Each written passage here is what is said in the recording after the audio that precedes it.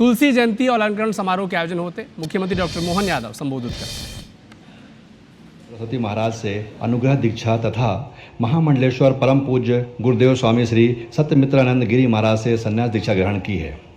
आप श्रीमद् भागवत, श्री रामचरित, महाभारत, उपनिषद, योग वशिष्ठ, देवी भागवत, श्री हनुमान कथा, श्री शिवपुराण, भरत भक्ति कथा, वेद कथा एवं अन्य कई शास्त्रों, ग्रंथों एवं चरित्रों पर वाचन करते हैं। पूज्य स्वामी जी का संस्कृत, हिंदी, मराठी, अंग्रेजी, मारवाड़ी और गुजराती भाषाओं पर एकाधिकार है। मध्य शासन संस्कृत विभाग सुप्रतिष्ठित आध्यात्मिक गुरु परम पूज्य स्वामी गोविंद देव गिरी जी महाराज को रामायण, श्रीमद् भागवत गीता एवं अन्य प्राचीन धर्म ग्रंथों के माध्यम से सामाजिक, धर्मार्थ और आध्यात्मिक जागरूकता के संदेश को जन जन तक पहुंचाने एवं उत्कृष्ट प्रतिमानों के लिए वर्ष 2025 के पद्म भूषण युग तुलसी पंडित श्री राम किंकर उपाध्याय राष्ट्रीय पुरस्कार से सादर विभूषित करता है।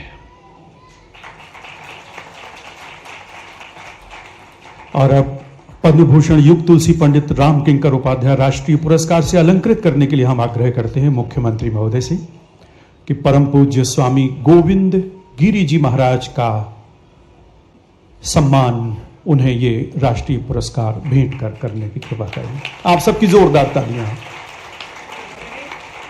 अंगवस्त्र, श्रीफल, सम्मान पट्टिका और राशि। ये अविस्मरणीय क्षण मानस भवन प्रतिष्ठान के लिए भी और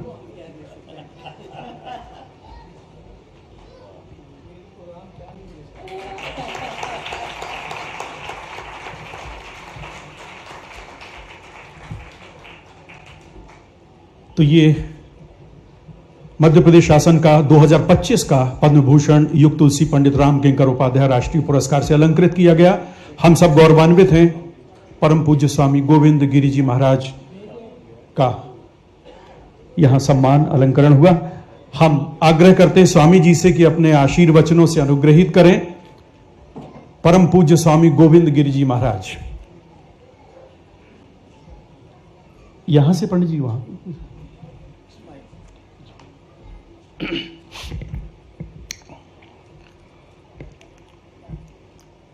वर्णानाम अर्थसंघानाम रसानां छंदसामपि मंगलानां च कर्तारौ वंदे वाणी विनायकौ। नमामि सद्गुरुं शांतं सच्चिदानंद विग्रहं पूर्ण ब्रह्म परानंदम ईशमानंदी वल्लभम प्रपन्न पारिजाताय तोत्रवेत्रैकपाणये ज्ञानमुद्राय कृष्णाय गीतामृतदुहे नमः। माधुर्य रसकल्लोलां शिवशक्त्यैकरूपिणीं अमृतानुभवार्थाय वंदे ज्ञानेशनंदिनीं। यस्य वेदमयी वाणी, यस्य देवमयी तनुः, यस्य ब्रह्ममयी दृष्टिः, स गुरुः पातु मां सदा। आपदामपहर्तारं दातारं सर्वसंपदां लोकाभिरामं श्रीरामं भूयो भूयो नमाम्यहम्। आज के इस मंगल में क्षण में अपनी उस संपूर्ण भारतीय परंपरा को मैं याद कर रहा हूं, जो परंपरा संपूर्ण विश्व में अन्यतम परंपरा है।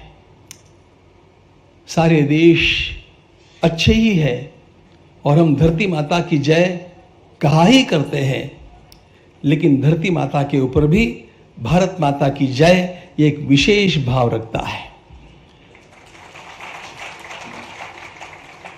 क्योंकि यही वह देश है जिस देश ने संपूर्ण सृष्टि को संस्कृति प्रदान की है। वेदों के बारे में डॉक्टर विंटरज ने लिखा है कि no power on earth can decide the dates of Vedas.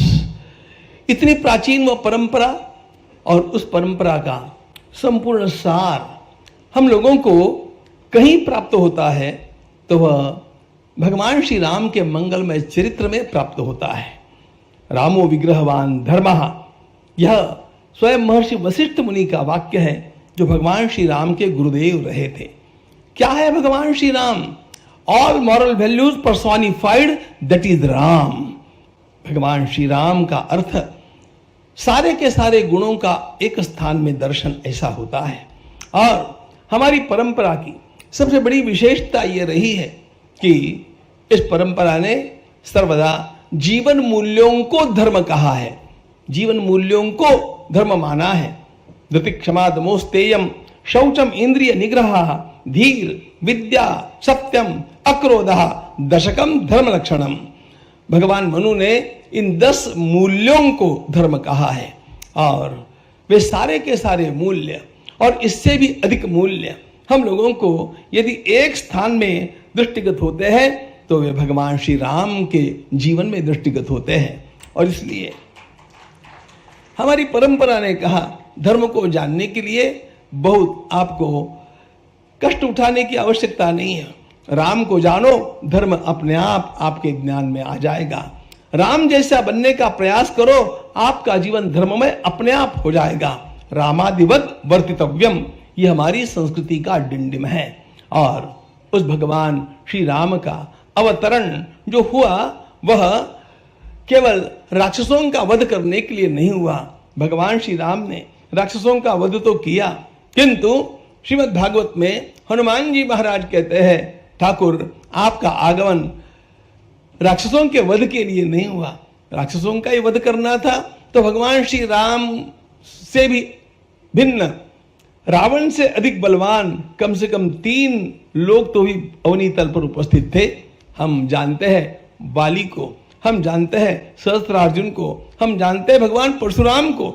ये तीनों भी रावण से अधिक बलशाली थे, इसलिए रावण के वध के लिए भगवान को आने की आवश्यकता नहीं थी। भगवान पधारे थे लोगों को शिक्षा प्रदान करने के लिए।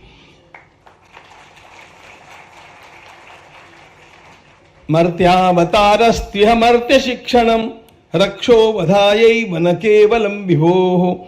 मर्त्यावतारस्त्य मर्त्य शिक्षणम, मर्त्य शिक्षणम, प्रभु आपका आगमन लोगों को शिक्षा प्रदान करने के लिए। काहे की शिक्षा प्रदान करनी है लोगों को? कंप्यूटर साइंस की, संगीत की, आयुर्वेद की, फिजिक्स की, केमिस्ट्री की, मैथमेटिक्स की, किसकी करनी है? ये सारे हम कहीं से भी सीख सकते हैं, लेकिन भगवान श्री राम जो सिखाना चाहते हैं वो धर्म सिखाना चाहते हैं।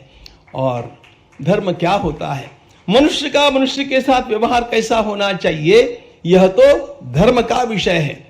और यह यदि जानना है तो राम कथा के अलावा अन्य कोई भी विकल्प नहीं है, यह बात हमारे ध्यान में आनी चाहिए।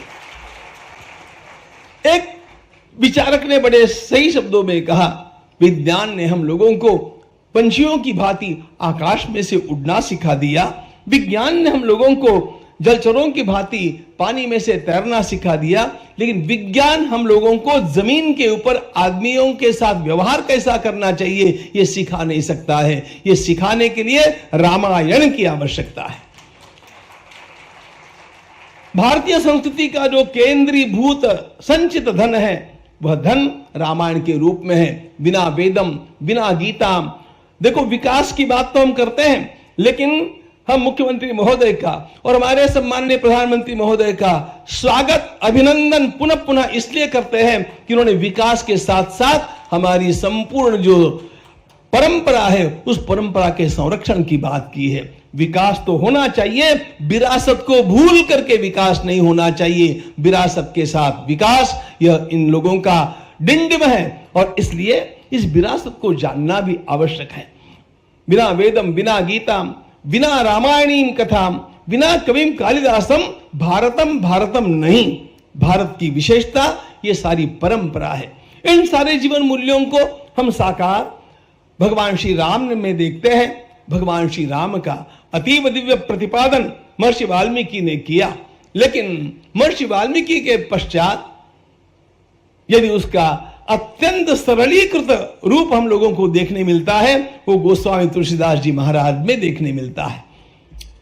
पूज्य पंडित जी ने स्वयं कहा है कि जिस प्रकार महाभारत लिखने के पश्चात भगवान वेदव्यास जी को भागवत लिखने की प्रेरणा हुई, उसी प्रकार महर्षि वाल्मीकि को संस्कृत में अपनी राम कथा वाल्मीकि रामायण लिखने के पश्चात पुनः उसको हिंदी में लोक भाषा में लिखने की प्रेरणा हुई, इसलिए स्वयं वाल्मीकि ही तुलसीदास जी के रूप में आए और राम कथा को लोगों तक पहुंचा गए। यह पूज्य पंडित जी का ही वाक्य है।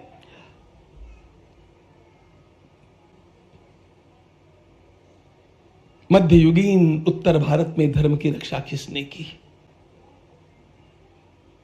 पापी आक्रांताओं ने इस देश को बर्बाद करने के लिए क्या क्या नहीं किया। मुगलों का आक्रमण राजकीय आक्रमण नहीं था।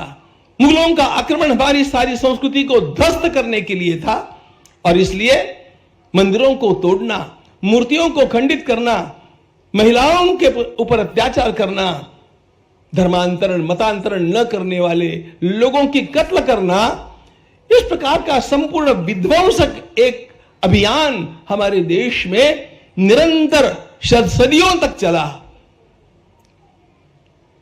आपको इतिहास का एक सिद्धांत बतला देता हूं।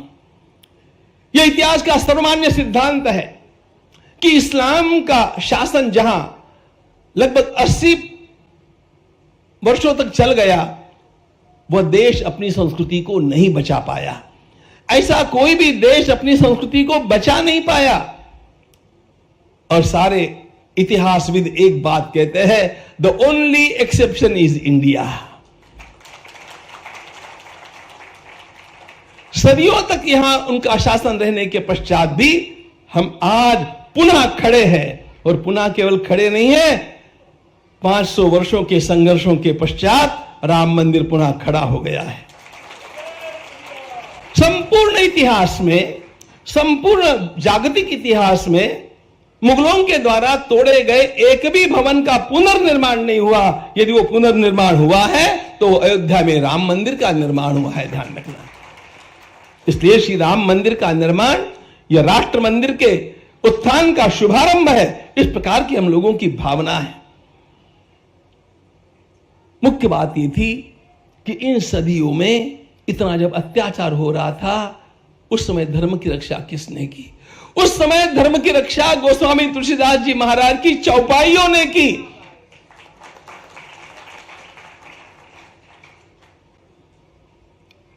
लोग सभी प्रकार के अत्याचार सह रहे थे, लेकिन हनुमान चालीसा को भूलना नहीं चाहते थे। वे रट रहे थे गोस्वामी जी की चौपाइयां।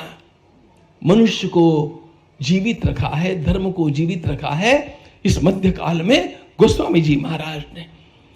हमारे देश का यह भाग्य है कि हर प्रदेश में ऐसे संत हुए, और उन संतों ने, देखो आप देखेंगे, यह बहुत लंबे भाषण का समय नहीं है, लेकिन आप अध्ययन करेंगे तो अपने आप ध्यान में आएगा, मध्ययुगीन भारत में सर्वत्र एक संतों की लहर उठ गई, और ऐसी लहरें उठी हर प्रदेश में। इन संतों ने हिंदुत्व का संरक्षण किया, इन संतों ने सनातन धर्म का संरक्षण किया, और वो अपनी लोक भाषा में गाई हुई भगवान की इन मंगल कथाओं के माध्यम से किया।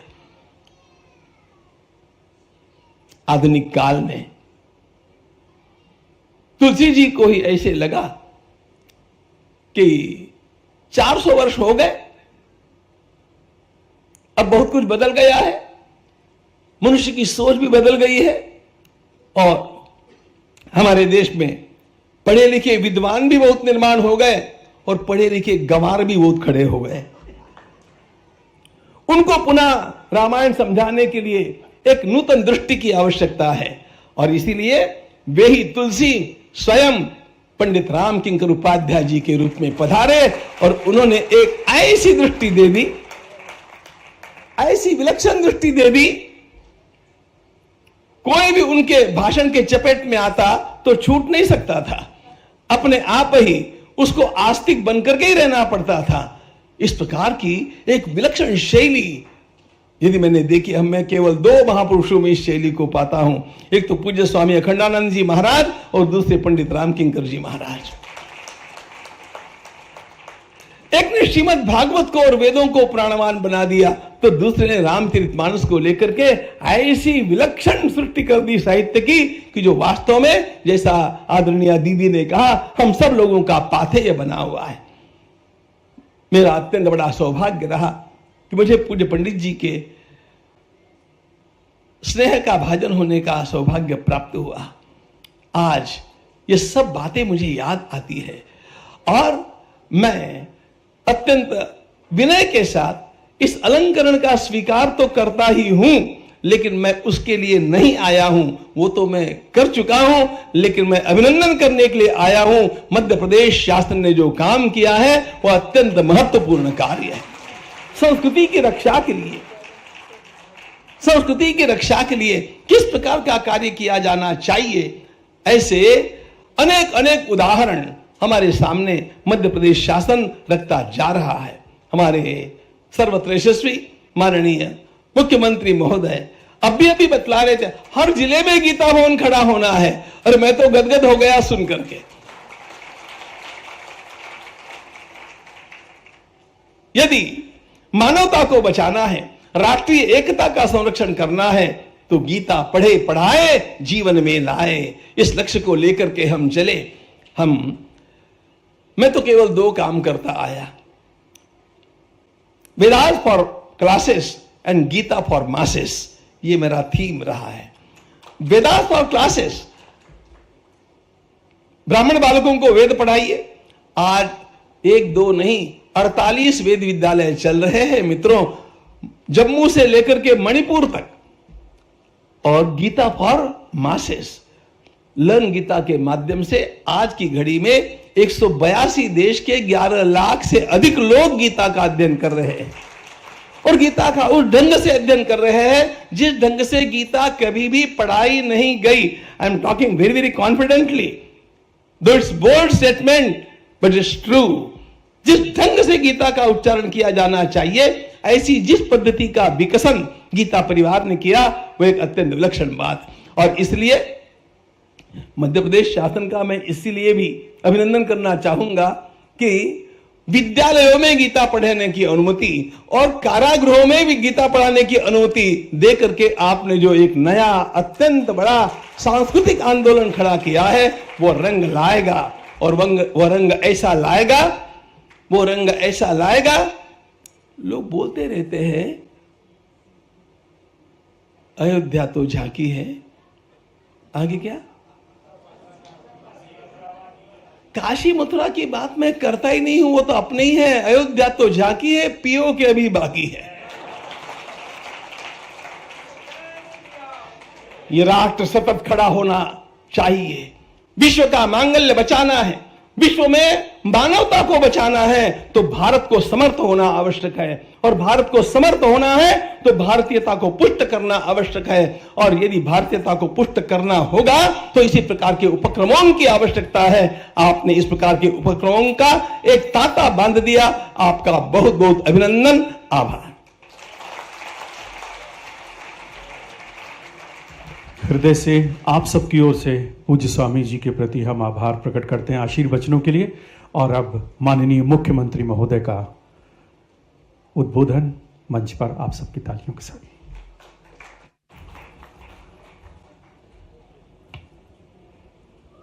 जय श्री राम।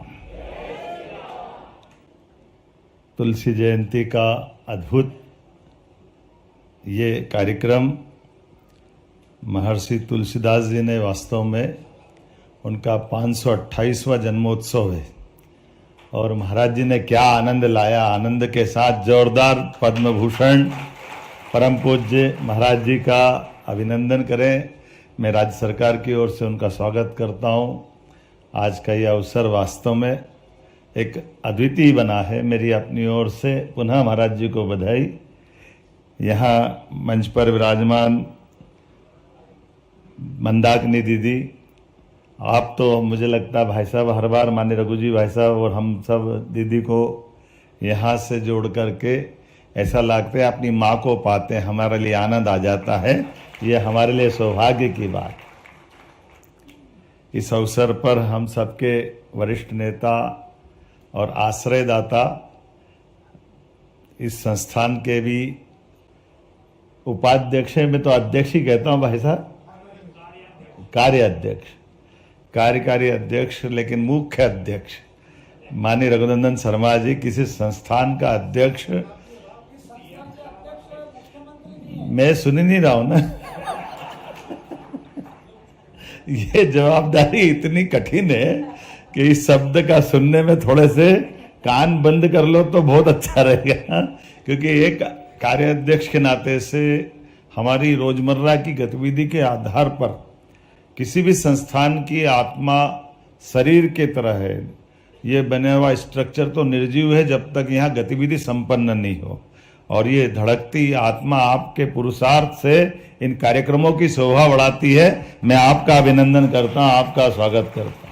ये संस्थान जीवंत होकर के भोपाल जैसी एक अलग प्रकार की रियासत के काल से, जहाँ लोग अपने त्योहार मनाने में डरते हैं, वहाँ हमारी रोज जयंतियां मनती, आनंद होता है। इससे बढ़िया क्या सौभाग्य की बात हो सकती। और संयोग भी ऐसा है कि ये तो लोकतंत्र है, भगवान की दया है, कई जन्मों के पुण्य है कि अभी हमारी लगातार सरकार चल रही है, लेकिन उस समय भी मुख्यमंत्री की नाक के नीचे जय जय श्री राम हो रहा, इससे ज्यादा आनंद क्या होगा। उनके आवाज के साथ नीचे लेकर के, ये कितना सुखद संयोग। ये पूरा मंच हमारे माननीय शिवशेखर शुक्ला जी, PS कल्चर, इस अवसर पर सामने विराजमान माननीय विधायक भगवान दास सबनानी जी, यतीन्द्र जी, माननीय जिलाध्यक्ष सभापति किशन सूर्यवंशी जी, सभी वरिष्ठ जन, माताओं बहनों, मैं भगवान राम की लीलाओं के साथ तुलसीदास जी को देख करके जो आपने बात कही, इसका तालमेल मिलाने का प्रयास कर रहा था। और भगवान राम के जीवन में भी जो टर्निंग पॉइंट है, महाराज जी कभी आपसे सुनेंगे, मैं तो ऐसे ही प्रश्न करता हूँ। एक घटना कभी कभी हमारे मन में वो प्रश्न कौंधता है कि कोई कारण से, ये तो आज जो पुरस्कार है उससे जोड़ करके देखें कि भगवान राम और लखन तो अपने महल में हैं, अगर विश्वामित्र नहीं लेने आते उनको तो क्या होता है। वो जो घटना है केवल हमको एहसास कराती है। सारी रामायण की जो भी अपन माने, मैं संज्ञा तो क्या दूंगा, छोटा सा कार्यकर्ता हूं, लेकिन अगर विश्वामित्र जी की दृष्टि और विश्वामित्र जी के उस पूरे घटनाक्रम को हम ध्यान देंगे, वो सब कुछ दिख जाएगा। अब आप बताइए, किसी वन के अंदर कोई आतंकवादियों की घटना हो रही है, ऐसे में राजा जी से निवेदन नहीं कर रहे विश्वामित्र जी, उनके नन्हे नन्हे बालक को लेके जा रहे हैं, और वो उनके अंदर क्या देख रहे हैं। भविष्य के जो विराट स्वरूप रखने वाले भगवान राम बनते हैं, वो राम को कहाँ देख लेते हैं, वो उस हीरे को कहाँ से उनकी निगाह में आता है, कैसे कहाँ से निगाह आई उनकी, इस पे कोई अभी ज्यादा चर्चा नहीं हुई। महाराज जी कभी प्रकाश डालना, ये वास्तव में वो जो उनका टर्निंग पॉइंट है, कहाँ उनने लखनलाल और भगवान राम को देख लिया। अब कभी हम मन में सोचे कि कभी उनके मन में भी कोई बात ये होगी, तो उस घटनाक्रम से देख करके आनंद के साथ देखो कि उन्होंने सेना नहीं मांगी। महाराज दशरथ ने तो सब तरह से उनको चलाने का प्रयास किया, मैं चलूं, मेरे सेना ले चलो, मेरे बच्चों को कहाँ ले जा रहे हो, जितना हो सकता बचाव का प्रयास किया। लेकिन उनको क्या चाहिए था, आतंकवादी के बजाय राम राज्य चाहिए था उनको। ये विश्वामित्र की निगाह में उसी समय से आया, और उससे आगे बढ़ करके और अपन देखो उसी बात को कि कभी किसी के बच्चों को मांग के ले जाओ, महाराजों की शक्ति क्या होती है ये उस दिन ध्यान में आता है। राजा से उनके सुकुमारों को ले जा रहे हैं, राजकुमारों को ले जा रहे हैं, और वो राजकुमार भी किस तरह के हैं, जिनके लिए हम अलग अलग प्रकार से कितना उनका अलग प्रकार का वर्णन करते हैं। अब मैं पढ़ूंगा महाराज जी, मैं तो बालक हूं, मैंने पहले ही बोला, आप तो उसीलिए तो मैंने कहा कि हमारी उस विश्वामित्र की परंपरा का तो सम्मान आपको देने के लिए बुलाया। हमारे लिए ये तो सौभाग्य है, हमारा पुरस्कार देना सार्थक हो गया। हमारे उमड़ते घुमड़ते प्रश्नों के उत्तर आपके माध्यम से जो मिल रहे हैं, मैं तो आपसे, मैंने क्या बोला, मैं तो पहले ही प्रणाम कर रहा हूं ना। ये जो राष्ट्र चिंतन से तो हमारा सनातन चल रहा है, ये चिंतन से हमारी जो बातें हैं उसी से निकलती है कि कहाँ उनने भगवान राम और लखन में वो सब भी देखा। जो सेना में नहीं दिख रहा, महाराज दशरथ के बोलने से खत्म नहीं हो रहा है। और उससे बढ़कर के मैं वो महाराज उनका संकल्प देखना चाहता हूं। महाराज मैं तो ये निवेदन कर रहा हूं कि भगवान राम को जब ले गए, कभी इस पे भी लिखना महाराज जी कि ले तो गए थे वो मारीच सुबाहु को मारने के लिए, झंझट तो उनसे ही थी, उसके आगे तो नहीं थी। अब मारने के बाद क्या होना था? वचनबद्धता थी कि जंगल का अंत, ये जंगल के आतंक को खत्म करना है और आपके बच्चे आपको देना। लेकिन अब फिर और बड़ी बात देखो, आप राजा से वचनबद्धता के बाद भी उनका और हिम्मत कैसी कि चलो वहां एक राजसूय यज्ञ हो रहा है, सीता स्वयंवर हो रहा है, तो आपके बच्चे को मैं कहीं तीसरी जगह और कहीं ले जाऊं। आज के युग से यह भी तो बड़ा संकट है। और वो बच्चे भी किसके? महाराज दशरथ के। अब विश्वामित्र ने कितनी बड़ी रिस्क ली होगी महाराज, ये मेरे समझ में नहीं आया। कितनी कठिन कहानी, छोटी मोटी बात तो नहीं है। अब बताओ, हमने तो एक लक्षण देखा ही सही उनका, वो घटना याद करो। ये तो भगवान की और उनकी विश्वामित्र का आत्मविश्वास और उनका अपना उस समय की व्यवस्थाओं पे उनका त्रिकालदर्शी स्वरूप, जो भी अच्छा अपन बोले कि उनने उस बात को पकड़ा कि हाँ, ये जो मैंने मन में चिंतन किया था कि भविष्य में यहाँ के शासक कैसे तैयार होना चाहिए, उनके लिए ये छोटा सा टास्क दिया, छोटा एक बड़ा उनके लिए एक पड़ाव दिया। इस पड़ाव से और बड़े पड़ाव पे ले जाओ। लेकिन कहीं रामायण में या कहीं हमने सुनने में नहीं में आया कि वापस महाराज दशरथ से आज्ञा लेने आए कि अब मैं इनको उधर ले जाऊं कि नहीं ले जाऊं। ये तो कहीं मौन है इसमें। अब और उससे आगे की बात, चलो वहां पे भी इतना बड़ा पराक्रम हुआ कि माता सीता मिल गई, स्वयंवर में सबको परास्त कर दिया, उनकी धाक साख कहां से कहां पहुंच गई, महाराज भगवान श्री राम के रूप में स्थापित हो गए। लेकिन आप ये कभी गौर से देखो तो तुलसीदास जी ने उसका उल्लेख किया। अब हम तो लाइन ऑर्डर वाले लोग हैं, सरकार के साथ संकट भी तो होता है। वो लाइन ऑर्डर का प्रश्न खड़ा हो गया, धनुष तोड़ने से परशुराम जी को नाराज हो गया, तो ये जो संकट खड़ा कर लिया, आबेल मुझे बार के तो बराबर हो गया। वो तो परशुराम जी शांत हो गए, नहीं तो हो गया काम खत्म, नया संकट आ गया। तो किसी के बच्चे को कहां से कहां ले जा करके और उसके दृष्टि से, लेकिन यह भी विश्वास था कि परशुराम जी भी, उनका धनुष तो ये तो विश्वामित्र जी को मालूम ही, और वो कितना कठिन घटनाक्रम था।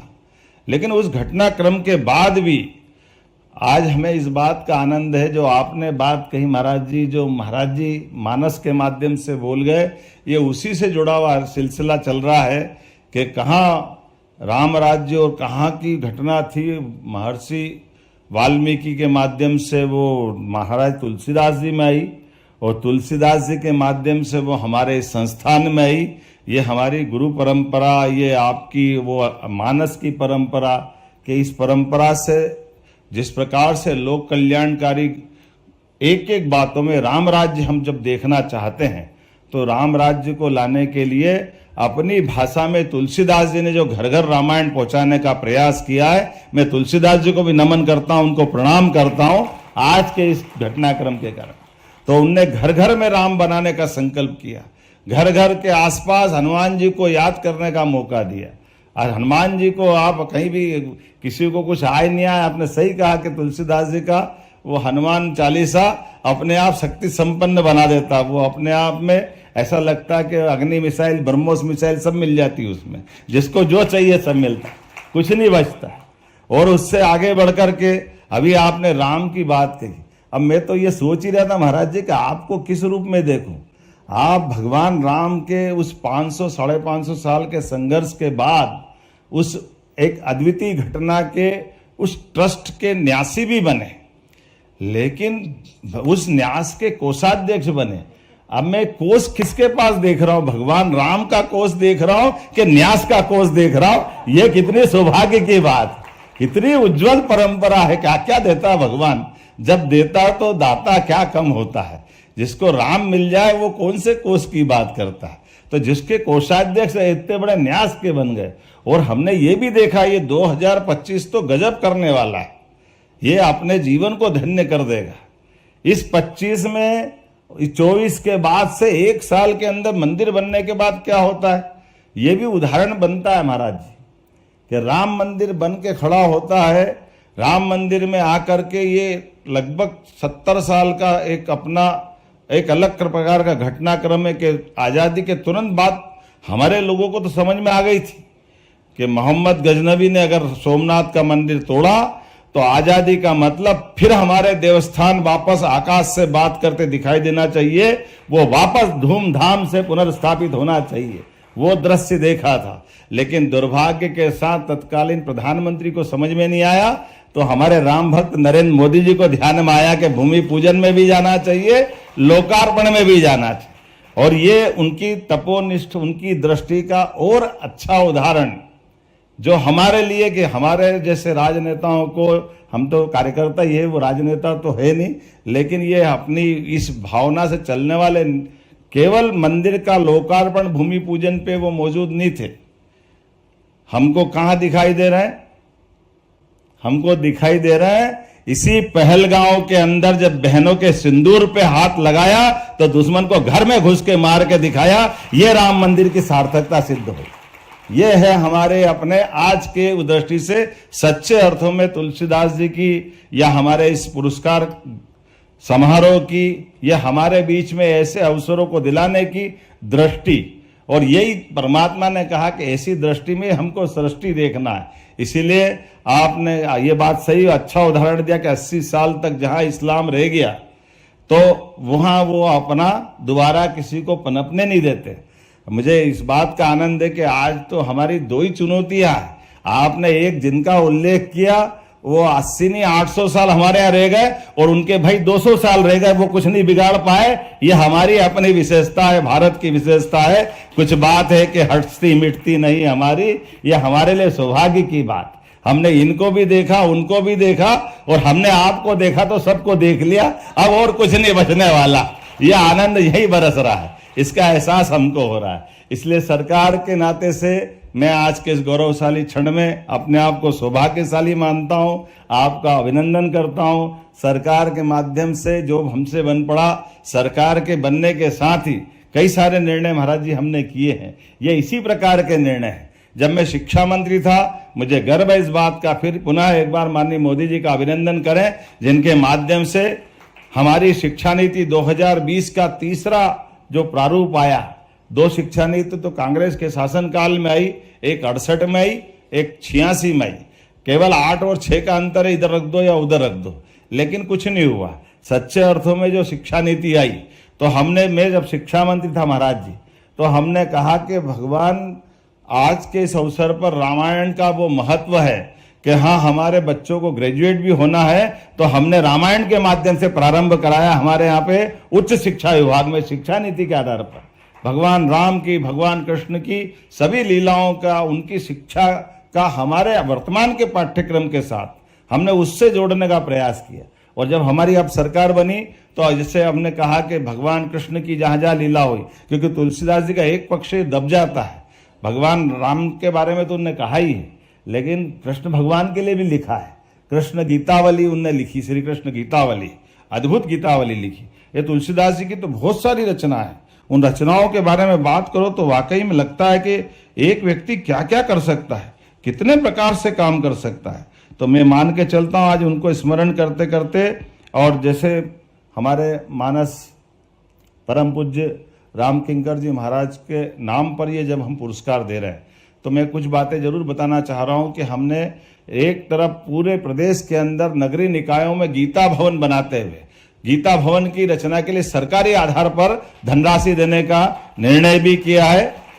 और वहां उसका भाव भी है, कभी कोई हमको सीमित दायरे में देखे उसके बजाय हमने कहा ये जो टाउन हॉल बनते थे, जिस टाउन हॉल में हमारी लाइब्रेरी भी होना चाहिए, वाचनालय भी होना चाहिए, सत्संग हॉल होना चाहिए, और हाँ हमारी बात करने में शर्म क्यों होना चाहिए। इसलिए हमने कहा इससे बढ़िया नाम क्या हो सकता है। हम जानते कि भगवान कृष्ण को मारने का पराक्रम तो यूपी में किया था, लेकिन पवित्र गीता का साक्षी तो मध्य प्रदेश है। अगर वो सांदीपनि आश्रम नहीं आते तो भगवान की मुख से ये गीता का शायद दुनिया इतना इस प्रकार का ग्रंथ नहीं देख पाती। तो इसको चिर स्थायी करने के लिए हमने गीता भवन की बात भी कही। भगवान की जहां जहां लीलाएं हो रही उस लीलाओं के स्थान को भी हमने तीर्थ बनाने का निर्णय किया है हमारे अपने प्रदेश के अंदर। और महाराज जी आपके माध्यम से चाहेंगे श्री राम वन गमन पथ की भी हमने योजना पे काम कर रहे हैं, लेकिन अब हमको थोड़ा भगवान कृष्ण के भी पद गमन की तरफ बढ़ना पड़ेगा। ये दोनों देवता ऐसे हैं जो भारत के नक्शे को सामने रखेंगे तो हम सब देखते हैं कि एक उत्तर से दक्षिण गया, एक पूरब से पश्चिम गया, राम और कृष्ण में पूरा देश समा गया, इसके बाहर कुछ होने वाला नहीं। ये हमारे लिए वर्तमान के समय में आपके मार्गदर्शन में बड़ा संकल्प आपके माध्यम से पूरा होगा। ऐसे कुछ निर्णय किए, जैसे उदाहरण के लिए मैंने गीता जयंती का अभी आपको जानकारी है कि यही वर्ल्ड रिकॉर्ड बना जब गीता जयंती थी भोपाल के इसी पुलिस ग्राउंड के अंदर बच्चों ने 7,000 से ज्यादा बच्चों ने अपने मुखारविंद से जब गीता का पाठ किया था तो हमको लगा कि ऐसा वास्तव में हमारा राज्य धन्य हुआ, अपनी धरा धन्य हुई। हमने इसीलिए भोपाल की राजधानी तो जरूर है लेकिन राजधानी को विरासत से विकास के संकल्प की तरफ ले जाते हुए अभी हमारे राज्य के गौरवशाली पक्षों को जोड़ते हुए हमने कहा कि हमारे यहाँ 1000 साल पहले राजा भोज हुए जिनके नाम पर भोपाल है, तो एक द्वार उनका बना रहे हैं क्योंकि राजा भोज से हमारी सनातन संस्कृति के सभी पक्ष जुड़ते हैं। लेकिन उनसे 1000 साल पहले और विक्रमादित्य भी है, तो एक द्वार का नाम विक्रमादित्य करके उसका भी भूमि पूजन बहुत जल्दी करने वाले हैं। ये ऐसे करके कुछ कुछ करके सभी प्रकार के संकल्पों की पूर्ति करते जा रहे हैं। आज जब आपको यहाँ पुरस्कृत कर रहे हैं, आजकल तो डिजिटल का जमाना है। हमारे कार्यकारी अध्यक्ष जी जरा हमारी बिल्कुल पक्की क्लास लेते हैं। हमने आपका अभिनंदन किया, उसमें सब कुछ था लेकिन चेक नहीं था, तो इनने कहा चेक कहाँ गया? मैंने आजकल डिजिटल हो गया, वो नहीं दिखता। तो ये मैंने हमारे सरकार के द्वारा जो निधि है वो निधि 2 लाख रुपए की डिजिटली रूप से आपके खाते में पहुंच गई है। वो पैसे का सवाल नहीं, वास्तव में हमारे लिए सौभाग्य की बात है। आज आप हमारे बीच में आए, आपने हमारा मार्गदर्शन किया। हम चाहेंगे परमात्मा की कृपा रहेगी, आपकी सद्भावना तो सदैव हमारे साथ जुड़ी हुई है। हम ऐसे कई सारे संकल्पों पे आगे चल रहे हैं, आपका मार्गदर्शन मिलता रहेगा। पुनः आज के इस अवसर पर कल्चर मिनिस्ट्री को भी बधाई देता हूं। बहुत बहुत धन्यवाद। जय जय श्री राम। हार्दिक आभार माननीय मुख्यमंत्री महोदय। 2 मिनट का समय और हम आपसे चाहेंगे। आभार प्रकट करने के लिए हम